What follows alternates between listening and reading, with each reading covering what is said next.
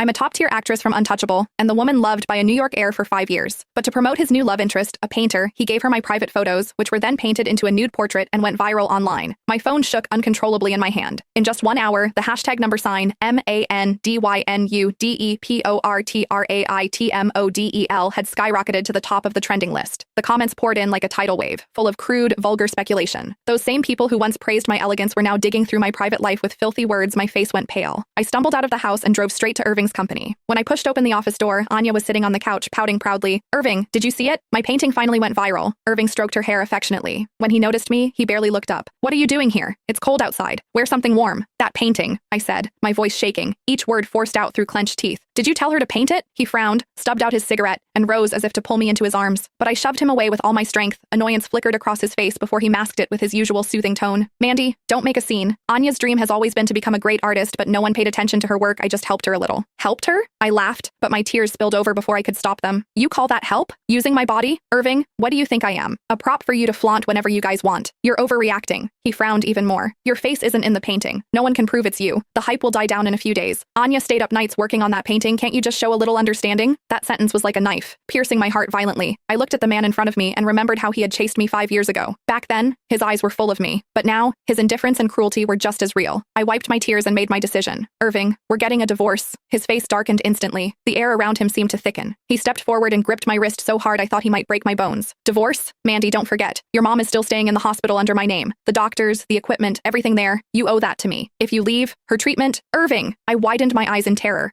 unable to believe he would threaten me with my mom. Her heart condition had always been my weakness. For years, I had relied entirely on his resources for her treatment. I never imagined that dependence would become the very chain he would use to control me. His grip tightened. His gaze was dark and obsessive. "Behave, Mandy. Don't push me." A cold dread washed over me. I felt myself falling into a bottomless pit, realizing that no matter how I struggled, I was already trapped in his web. At that moment of my despair, my phone vibrated violently. "Ma'am, something's wrong. Your mother just had a heart attack. She's in critical condition." My mind went blank. "I'm coming. Tell the doctors to save her. Do whatever it takes." Irving frowned and started to follow me out. Just as he was about to tell the driver to prepare the car, Anya collapsed into his arms, crying, "Irving, I feel dizzy. It must be the after effects from the car accident." He immediately scooped her up. "Get a doctor. I'm taking Anya to the hospital." When I arrived alone at my mom's hospital room, a nurse shook her head apologetically. "I'm sorry, ma'am. All the doctors were called away by Sir Irving to attend to Ma'am Anya. Your mother missed the critical treatment window." My knees buckled. I fell to the floor, staring blankly toward the doorway. There, Irving was helping Anya out of a room, murmuring, "Good thing it was just low blood sugar." Not a single trace of concern for my mother showed on his face, only care and tenderness for his other woman. At that moment, I swore. The last spark of love I had for him died completely.